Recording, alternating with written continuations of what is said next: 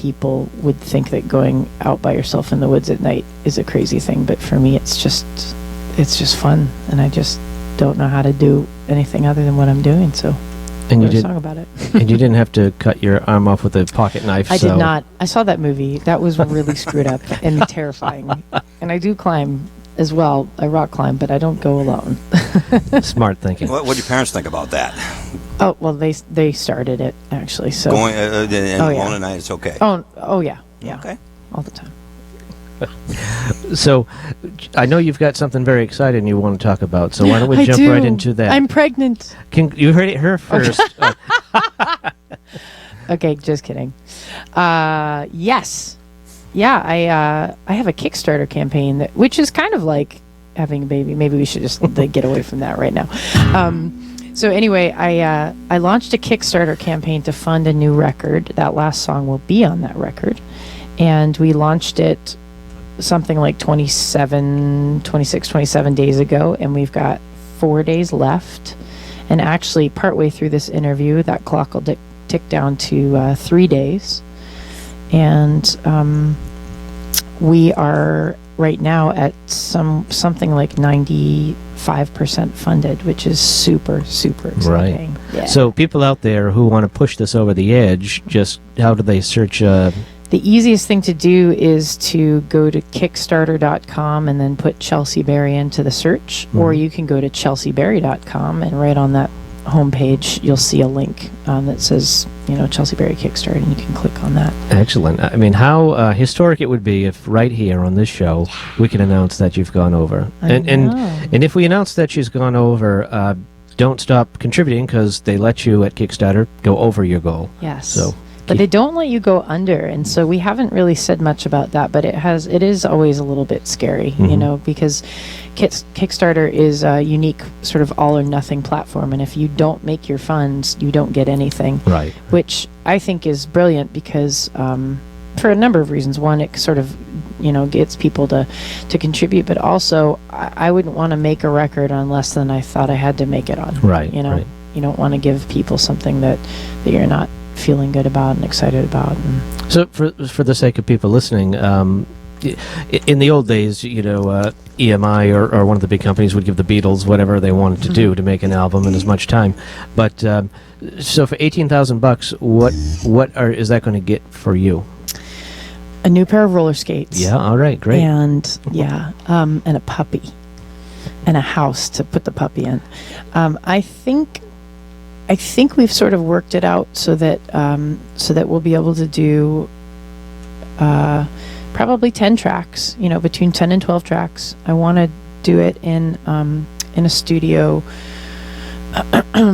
probably a studio I haven't been to before, and probably with an engineer I haven't worked with, and with a producer I haven't worked with. And now that this is coming together, all of these what ifs are actually becoming reality, which is exciting. So that funding goes towards paying a producer and someone to arrange string sections for a couple of the songs. I want to have a cellist and a viola, maybe a upright bass, violin, and obviously studio time and paying other musicians, and then the rest of it goes to actually having the record printed and having it mastered and having it, all those other things that you might not think about, but they're absolutely a part of a package. Just as, when you go on stage, part of who you are as a brand, the Chelsea Berry brand is not just the music, but it's, me going up there and actually having taken a shower and fixed my hair and put on, made myself presentable to be on stage, and the personality that comes out and the sort of, conversation that goes on between you and the audience. These are all pieces and parts that may not even, when you think of Chelsea Berry music, you think of music, but there are all these other pieces that go in as well. And so having the funds to not just sit down and make a record, but to make it and then to package it beautifully and really make it accessible to people is really important. And there are, I forget the phrase they use on Kickstarter, incentives, gifts, or... Backer, oh my gosh. There is a term, but you Rewards. rewards. That's it. Rewards. So if you give certain levels, you get for a Yeah. download or a copy of the CD or whatever. So, Well, my favorite one. So I wanted to post something for $1 Mhm. because some people they don't know who you are, but they just think, oh, this looks like a cool thing. I want to give something. So I posted, if you give $1, I will yodel your name out of my tour van as I drive cross country. I did notice Did that you see one. that one? Yes. I noticed you didn't pick it, and I appreciate No, that. I was a little higher up there. But yeah, the different levels are fun, and actually, we have one of the levels is $1,000 gets you your own house concert in your home or your business or wherever you choose to have it, and we've actually had 7 people pledge at that level, which is pretty cool. We had one just this morning, so. And then there's everything in between. We're going to have a T-shirt that's exclusive for backers, and water bottles, and one-on-one, voice lessons, all kinds of things. And you use the word pledge, which is important for Kickstarter, because at this point they are only pledges until you reach your goal. Right. So people out there, have you gone to Kickstarter and made your pledge yet? We'll wait. Right Okay, now. all Okay. right. Now. Now that we've got that out of the Well, way. and then the other side of it is, if people pledge and then they forget they've done that, and then they go off and they buy themselves like a new sofa, and then my Kickstarter goes through, and then it overdraws their bank account or something. Yeah, Oh, this is not good. that's so. Well, that's interesting. That's an interesting scenario. So if you had that sofa planned, you might want to put it on hold till Wait, this. wait for the Wait or till the maybe like get an ottoman or something. Yeah, right. Like sectional. Wait till your in credit pieces. card gets charged first for this. So you want to hit us up with another song that's on the forthcoming album? Yeah, definitely. This one is a song about being a traveling vagabondy singer-songwriter type. All right.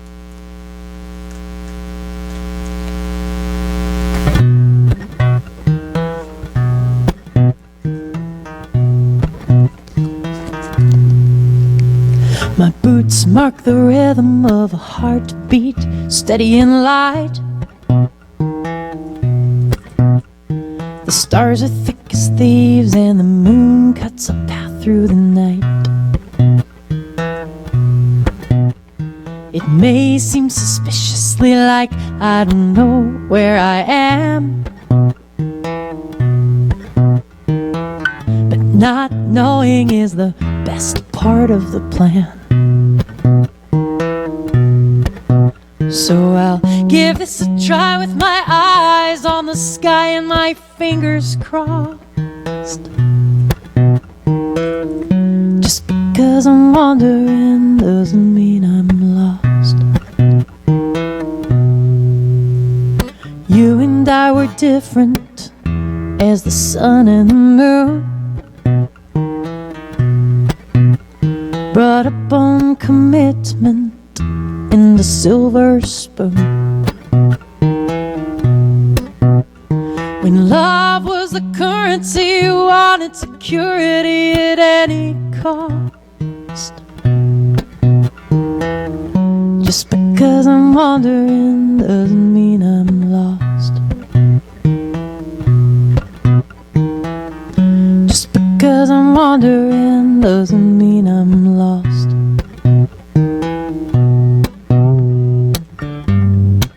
Don't you wanna live so much bigger?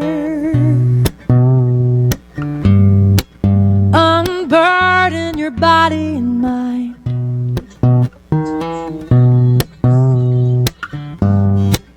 We're already searching for meaning. We don't have to go searching blind. Every day we risk it for adventure or money or fame. 20 on a scratch ticket or jumping headfirst out of a plane. We take a first step and hold on to our breath with our fingers crossed. Just because we're wandering doesn't mean we're lost. So I'm holding on with nothing but a song in my fingers.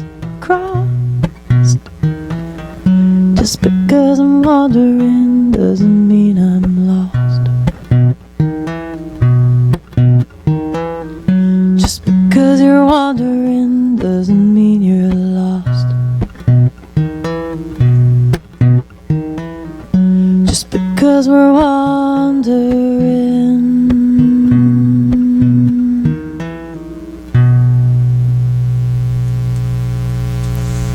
Excellent. Again.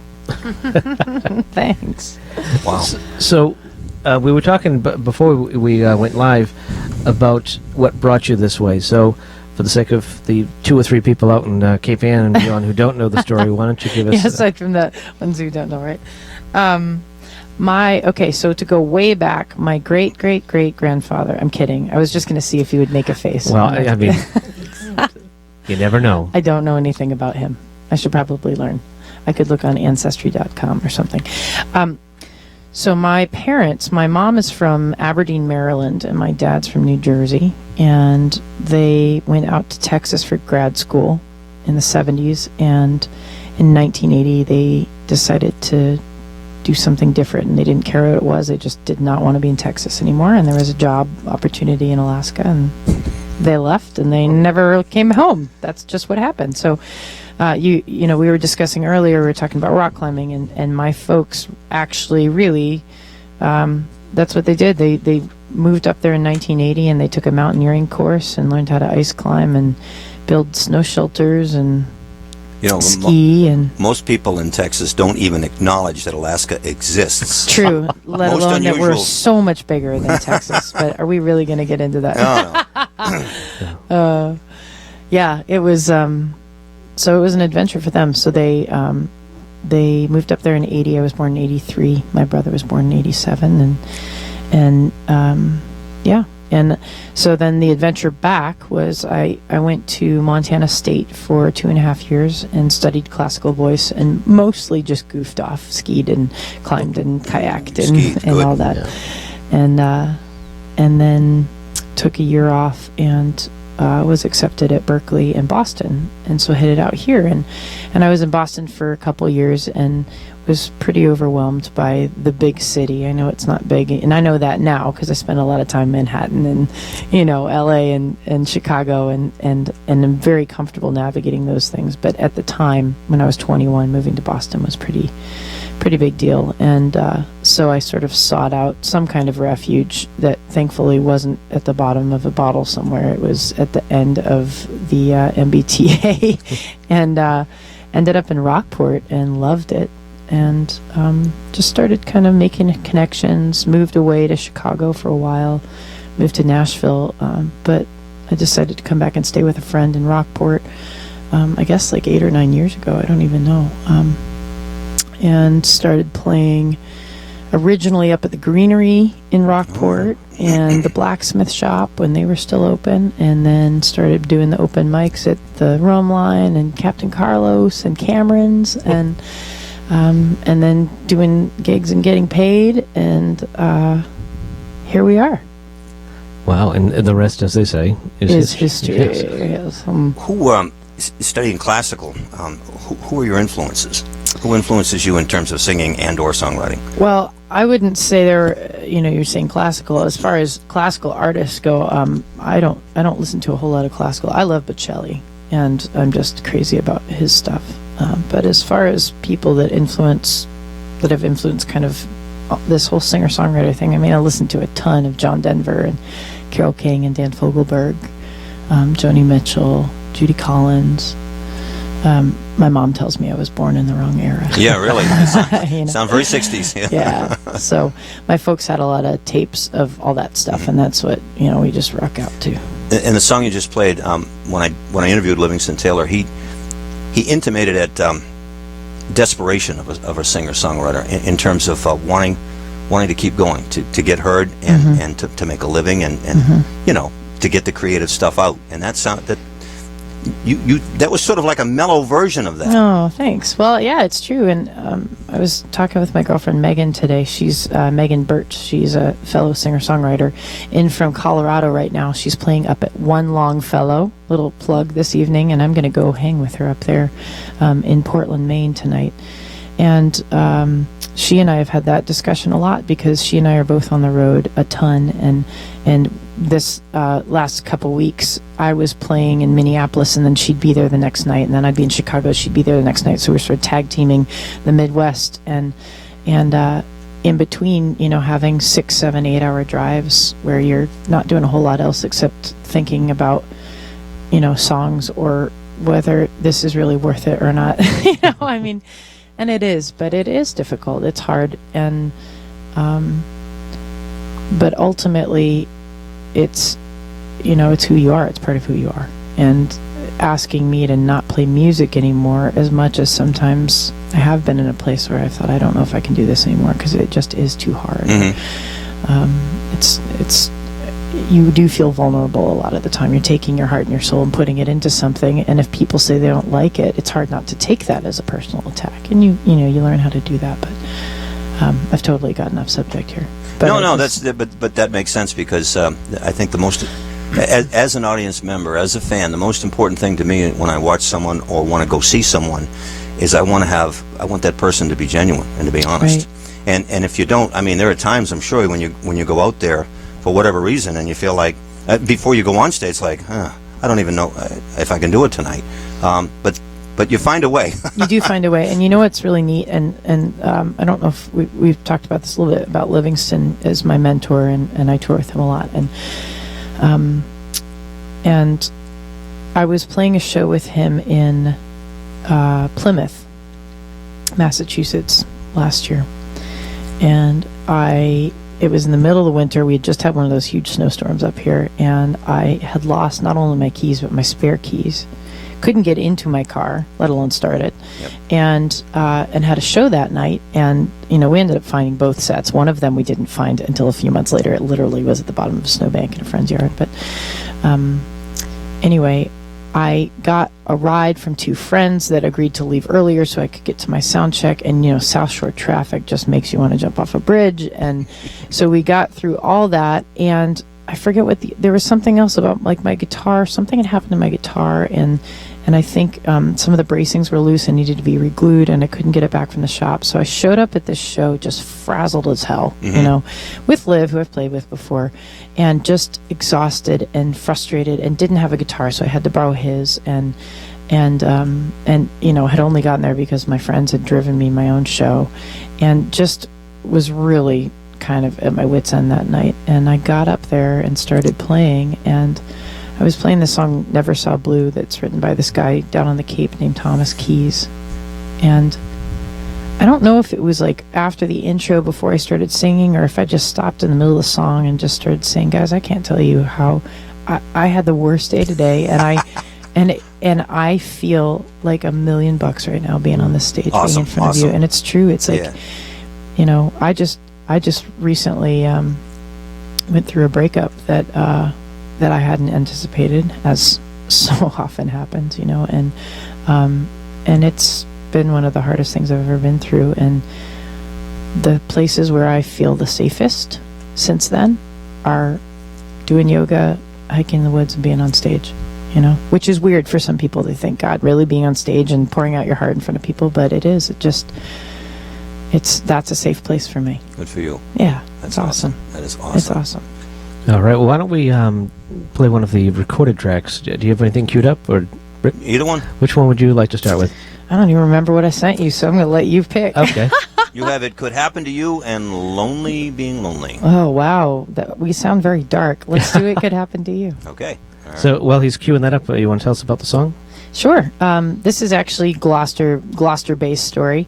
I have a friend who's a playwright in Gloucester, and he wrote this really compelling black box theater piece, and it just blew my mind. Nick Naoloff, he's a wonderful actor and good friend, and anyway, he wrote this piece that just brought me to tears and blew me away, and inspired me to write this song.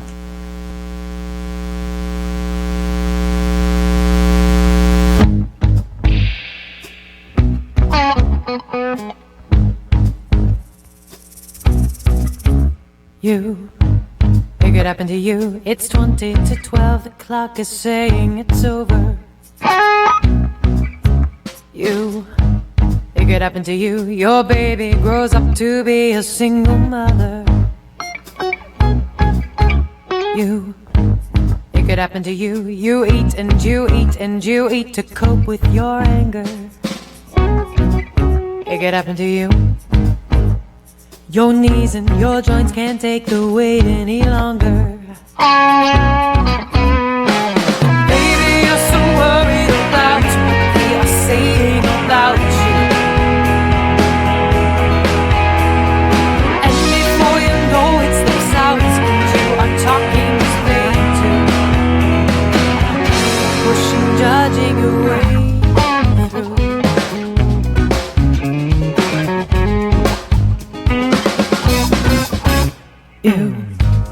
It could happen to you. Your muscles pull faces you never intended.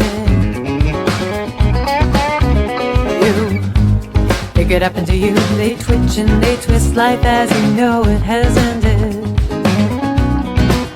It could happen to you. You can't go a day without a fix or an upper. It could happen to you.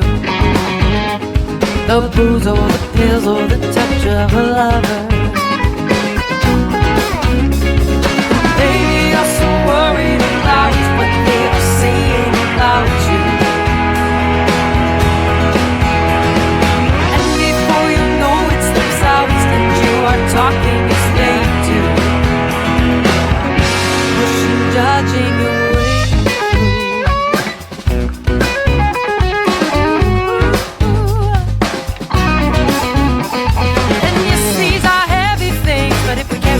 Together they'll get lighter as we go. Oh, and yes, these are heavy things, but the only way to change them is to let empathy take over. Oh, and yes, these are heavy things, but if we carry them together, we will reap the peace we sow. Oh, will we keep the blinders on, pretending everything is A-okay and so? It could happen to you. It's 20 to 12, the clock is saying it's over. It could happen to you. Despite all your efforts, you live the life of your father. It could happen to you. It's 20 to 12, the clock is saying it's over. It could happen to you.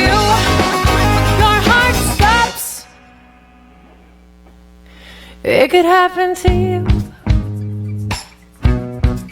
It could happen to you. Oh, it could happen to you. These are heavy things, but if we carry them together, they'll get lighter as we go. And yes, these are heavy things, but if we carry them together, they'll get lighter as we go. 'Cause it could happen to you.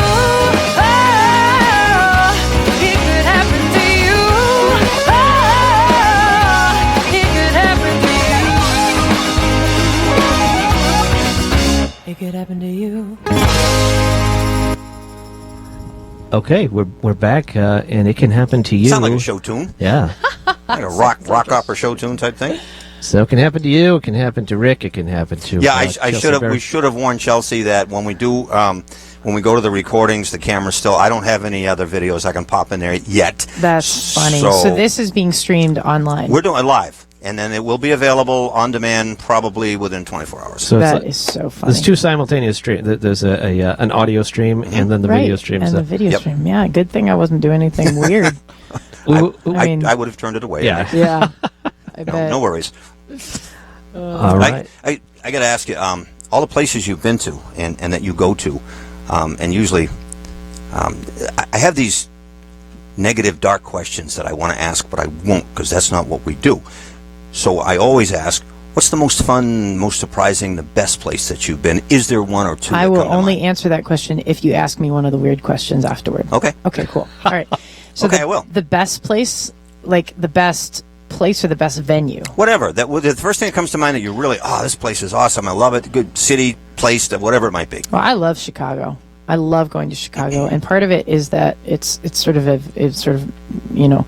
little vengeful, I think, because when I lived there, I was a rickshaw driver, Oh, wow. And and that would be a bicycle thing? that would be a bicycle thing where you put tourists in the back and you bike them around. And so now when I go back, I so love being able to walk around or drive around or bike around the city and not have a giant tourist behind me whose weight I'm pulling around the city. So it is really that's fun funny. because I know the city layout fairly well. And it's a big place. And I love going back there and walking along the waterfront and playing shows. And I've got a friend who has a really beautiful condo really close to the lake, and so I get to crash with her and goof off for a couple of days. Excellent. Yeah. Excellent. And then the other thing that comes to mind when you say that is the Tupelo Music Hall in Londonderry, New Hampshire. I love that place so much. I just heard of that place because I've had a friend go to it recently for some and I thought it was in Mississippi. I'm thinking Tupelo. Who goes down to Tupelo? Okay. Well, probably also, but it's, and you know what, I maybe I shouldn't say this on the radio because I don't know if it's true or not, but I've heard a rumor that they're actually moving from that space to another one, which is very sad to me because I love that space. It's about, it seats maybe 250 people, and it's just an awesome space, and the sound is great, and the lighting is beautiful, and it was one of the first places that really kind of gave me a leg up, so that's probably why I like it, cool. And one of the dark questions. Yeah, ask me a dark question. Yeah, well, it would be the opposite. My What's alter the ego. worst place that you? Not necessarily. I don't want to hear any failures on your part, but a place that was really tough to get it done. Maybe without specifically naming the. Maybe town. without exactly. Let's not. Yeah, but it was really tough to get it done. Time, particular. Well, show. actually, you know what? This is. I can say exactly where this was. I won't say the venue, but I feel like we can sort of, we can sort of make fun of ourselves, right? And that's all right. So I won't say like, oh, when I went to Nashville or when one of the most depressing shows I ever played was in Cambridge. And this was before I really started picking up and, touring and playing all over the place. But it was terribly depressing because this was back when I was having to carry all my gear with me. I would bring the sound system with me. So I brought the sound system and brought the guitar and all the cables and drove into Boston in my beater car that I had at the time. Was this just junk box Saturn. I don't think it was even made of metal. I think it was made of plastic because an old man hit me in it one time and it just sort of popped back into shape again. And it was totaled because the frame was dented, but the body was plastic. I don't know. Anyway, I pulled my beater car up. I parked and I went in and unloaded and played this 3-hour show to this bar in Cambridge, which will remain unnamed. And it sucked. And, there were only like 4 people there, and I made $100. And then, after 3 hours or whatever it was, and packed all my stuff up and went back out, and it's like 1 a.m, and I had a ticket on my car for $100. Oh, God. Oh, no. All right. And it was like, what? How poetic. Oh, it's not poetic. It sucked. There's nothing poetic about that. It just sucked. So, it's funny because people do ask you that, like, oh, where I've played places where I've felt like it was a little skeezy or the audience was strange, and you don't. The good thing is I don't feel like I remember stuff like that. I remember good shows, and I remember weird things that people say. Like, I remember this woman coming up to me in Michigan a couple of years ago after the show and looking at me. I've got very short hair, right? I know you guys can see that, but maybe the folks who are listening don't know that. I've got super short hair, and she looked at me after she saw me play, and then she looked at my CD cover, which had me with long hair, and then she said, I think I liked it better when your hair was longer. And I don't remember. I'm sure she said something nice about my music, and I'm sure there were plenty of other people that night who did too, but I don't remember any of that. I just remember thinking like, well, that's rude. Yeah. So. Jeez. Well, at least you had that story about the $100. Without the ticket for $100, it wouldn't have been as good of a story. I know. It's and it's just, and that happens to us, and it happens to everybody. It's just like one of those things where you just sort of one thing after another days. But that's tough when you really are living one show to the next, and when you're overdrawing your bank account, when you can't afford rent. It sounds like a sports thing though. Like a relief pitcher, you get shelled one night, you got to come back the next night and pitch again. Yep. You just have to put it out of your head somehow. Right. And then, and some of it so a lot of these shows that you play when you're touring, when you're at the level I'm at, which is not I'm not making millions of dollars, but I'm doing Yet. pretty well yet. Thank you. I'm doing pretty well. I'm not playing shows that I hate to play. I'm not playing, I get to say no to shows. But sometimes you do drive, many, many hours to play a show. And if you only make, enough to cover your gas and your food and everything to get out there and the turnaround all the way and come back, I can't say that I've paid to play a show for a while, so that's good. But that's frustrating. But like you just said, inevitably, the next night you're going to play a show and you sell 30 more CDs than you thought you were going to, or this Kickstarter, somebody comes up afterwards and says, I really love your tunes, I'm going to donate, and then you look in a couple hours and they've thrown $1,000 at you. It's Cool. So it does even out. And you were talking about Livingston saying, that it is difficult, but you just have to put your music out there, and it is. And you write songs about that stuff. People who are happy all the time don't write very good music, probably, I would think. I'm noticing that as I do this show here.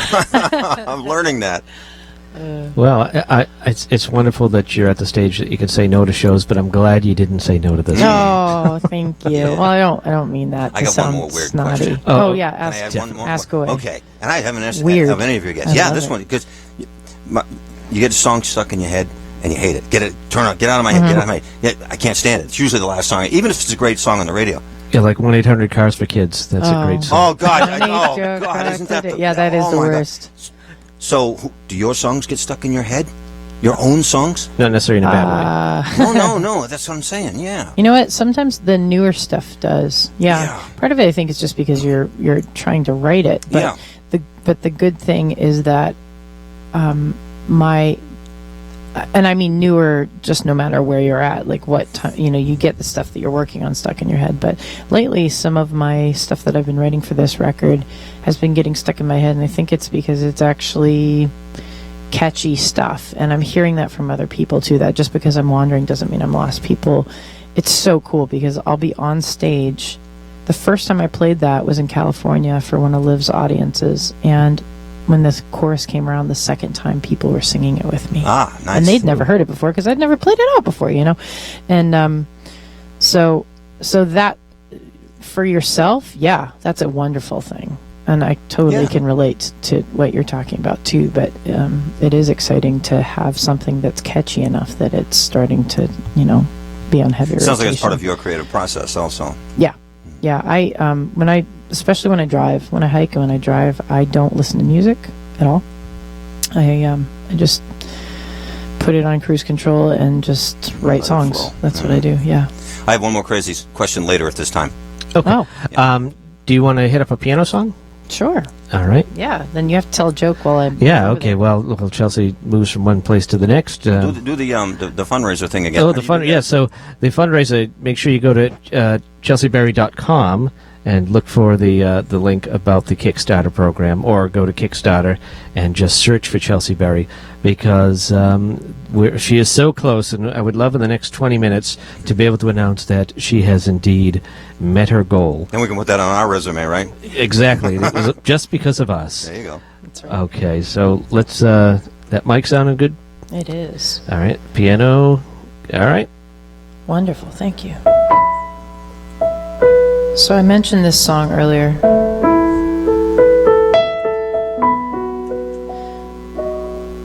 This is that Thomas Keys tune.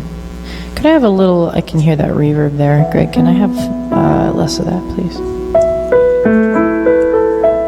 Thank you. It's all smoke and mirrors, people.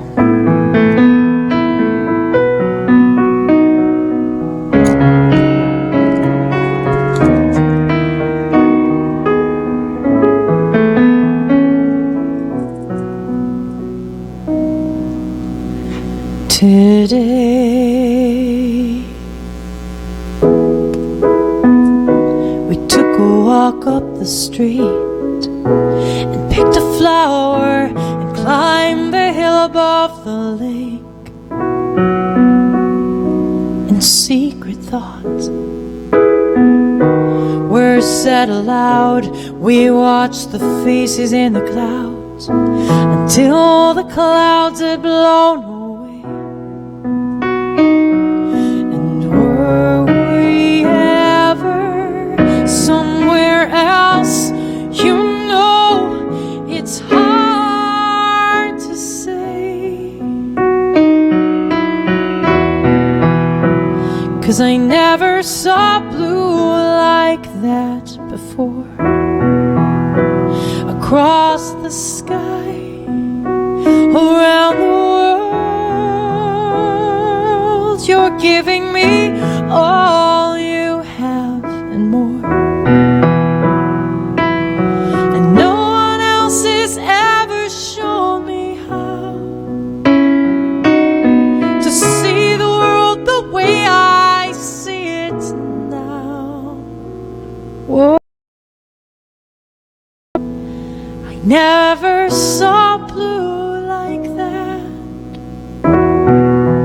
before.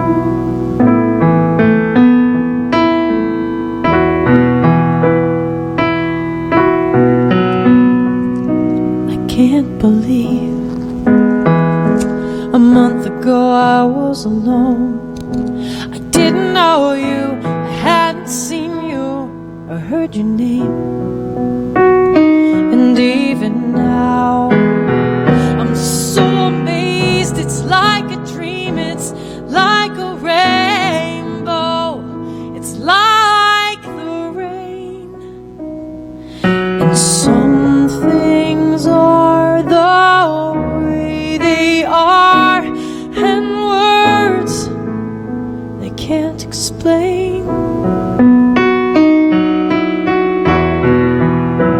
But I never saw blue like that before. Across the sky, around the world, you're giving me all you have and more. And no one else has ever shown me how to see the world the way I see it now. Whoa, I never saw blue like that before. And it feels like now, and it feels always, and it feels like coming home.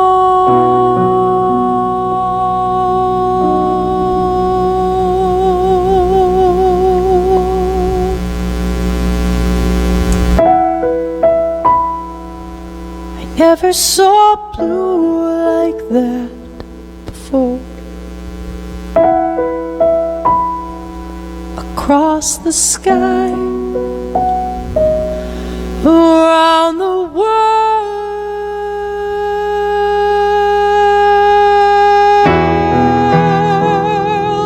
you're giving me all you have and more. And no one else has ever shown me how to see this world the way I see it now.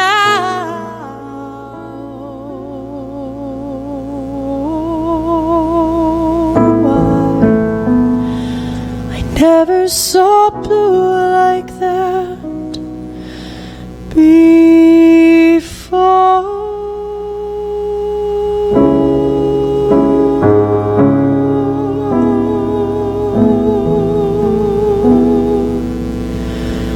Oh,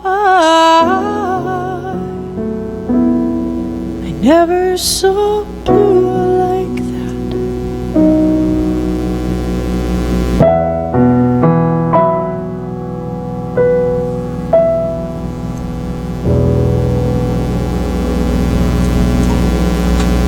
Excellent again. Thank you.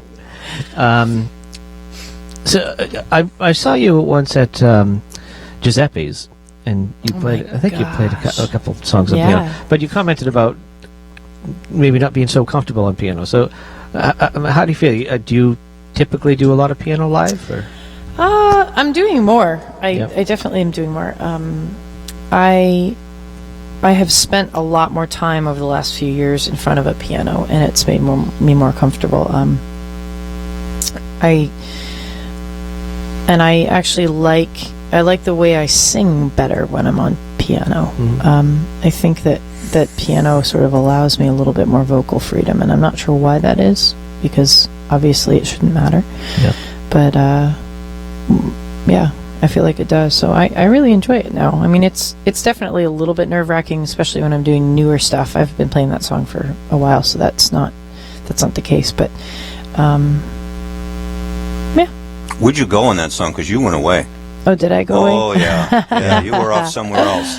Out-of-body experience there. Yeah. Good. I don't know. I mean, I think sometimes when you play a lot, you can go elsewhere, and you have to be a little bit careful, because either you go elsewhere and you get sidetracked and forget where you're at, or you go elsewhere and you get so emotionally wrapped up in the song that you start becoming emotional physically, and that doesn't work very well either. It happened to me recently, actually. I was playing with Livingston on September 10th in Pennsylvania, and at the end of the night we did America the Beautiful, and then God Bless America, and the whole audience stood and started singing it with us, and I just choked up, and I could not sing. Every time I tried to, I would start crying, and so I stepped aside from the mic and mouthed it as though I were singing it. It's but funny. wow. There's a stanza or a verse in there where it says, "Whose hero they love country more than self," or something or other.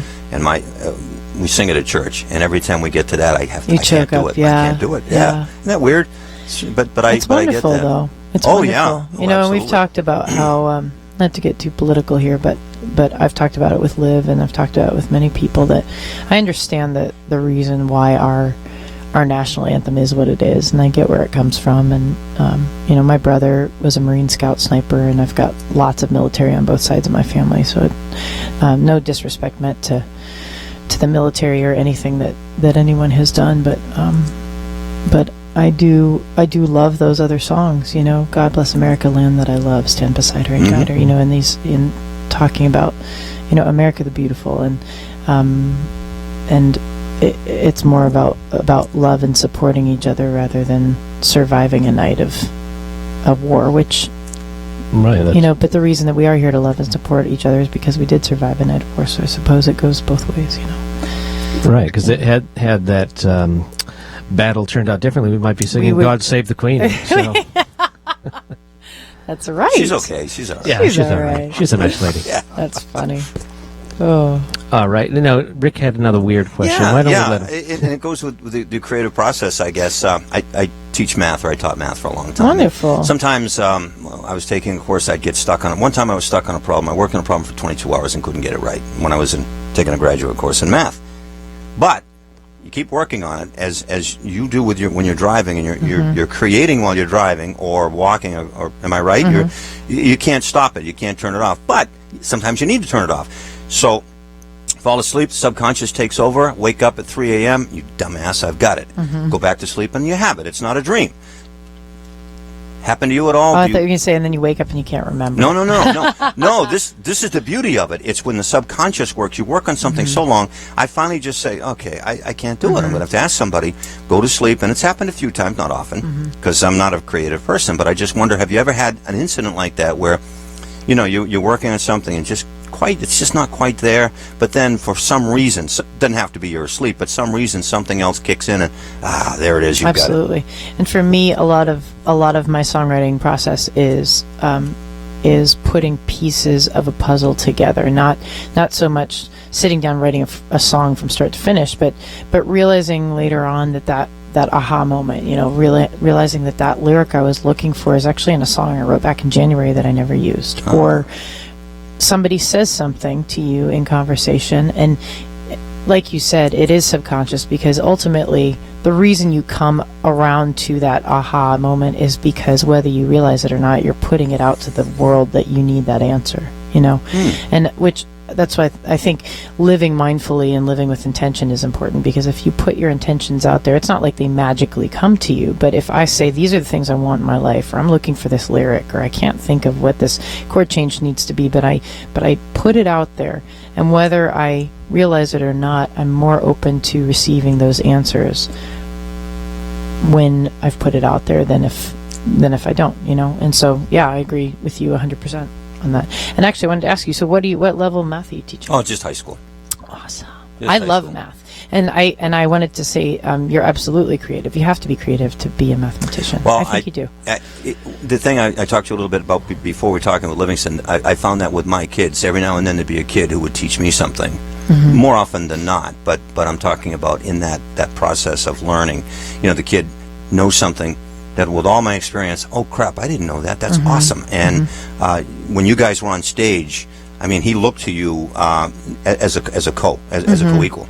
Well, and he says that too now. It's very cool. It's gone from, this is my student or whatever, to this is my, this is my coworker, this is my my friend, this is my collaborator and so on. Yeah. And we do. I mean, we just made a record together in Brooklyn last year. It's coming out, I think, in January, and I'm singing on at least half of the tracks, and it's really neat to be in that space with him and to feel not like I'm there because he's doing me a favor, but because he respects me and respects what it is that I bring to the that was table. obvious. Yeah, that was obvious at the Shalom thank you. Dome. Obvious, yes. It was very impressive, I might add. Also, it was great. Thank you. And the other thing was what was cool is that he said she's one of ours. I didn't know you're from Alaska, or whatever. Well, I mean, I am one of. She's here by I am- choice. I am She is here by one of choice. us. That may be even better. Yeah, and that's cool. I mean, it's Gloucester is absolutely. I mean, I have lived a lot of other places, and Gloucester is my second home for sure. I certainly spend a lot more time here than I do in Alaska now. You gonna do another one? Yeah. Okay. Yeah, we'll do the other track you sent us. Give us a chance to stretch. So, anything you want to say about this track while he's queuing it up? Or maybe on the other end of it. Well, it's a little bit. This is how they do it on NPR. Yeah. Okay? That's right. We talk over Yeah. it. There I you talk about, it's just so emotional. Okay, here we go. Affect those without voices. Is it lonely? Can you say you're truly happy, telling lies and making errands up to cover all the tracks you've left to and from his bed? And those footprints in the dirt, they trace the pain and hurt of the story. Lonely being lonely.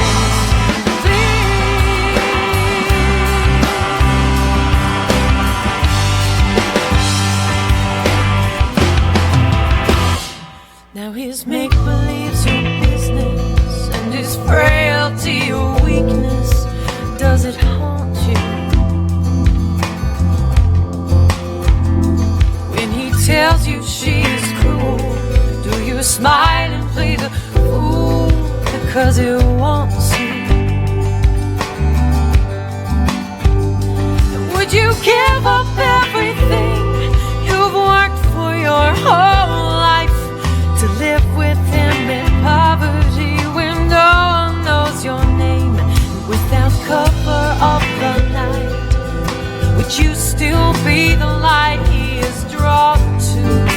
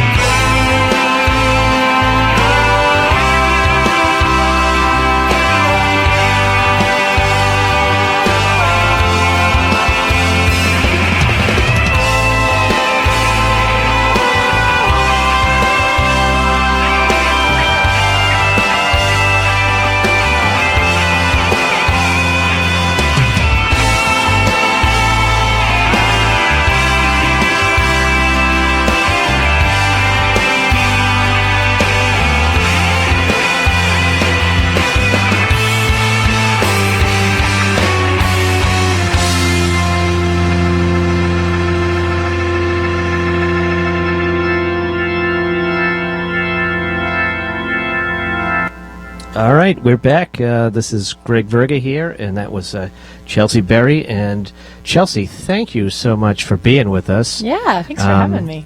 We're doing a Facebook Live right now just so we can remind people about the Kickstarter program because we're up against it now. We are up against it. We are.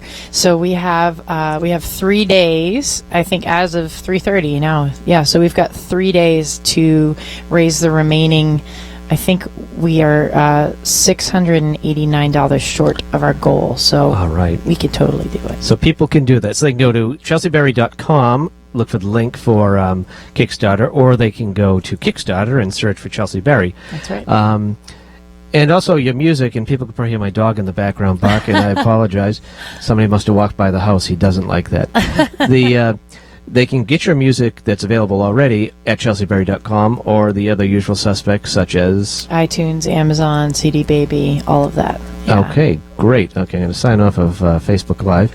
And thanks again for coming in. We really appreciate you taking time out of your... This is wonderful. Yeah, well... Yeah. This Yeah, has been I mean, you never know when somebody says, "Come and hang out in my basement." You never know. I'm sure you get that all the time. Yeah, well, I'm sure you guys get that all the time. Yeah, This is wonderful. I It's think really cool. some people have more creepy things going on in their basements, but that's not the case here. No, it's fantastic. Thanks for having me, guys. I appreciate it. So I just want to say thank you to Chelsea Berry for coming in, and it was really a pleasure to have you here. And Rick, I'm having trouble with the tune, so maybe you could just run the end of Chelsea's last song for fade out. Did you have you want to mention your sponsor? Yeah, I've got that list right here. First of all, I want to thank our sponsor, Extreme Truck and Auto, at 14 Conjolin Road, Gloucester, Mass. You can reach him at 978-281-0339. And don't forget the Enjoy Gloucester Comedy Night with Frank Santos Jr., the R-rated hypnotist, November 26th from 8 to 12. Tickets are on Eventbrite or the Enjoy Gloucester Facebook page. Coming up next on the 9th of November at 3 o'clock, we have Alan Estes. And then on the 16th of November, we have Megan Wolf. So Greg Verga here with Rick Moore saying thank you for tuning in to Unfinished Music. See you next time. Your knees and your joints can't take the weight any longer. Baby, you're so worried about what they are saying about you. And before you know it slips out, you are talking straight to pushing, judging your way through.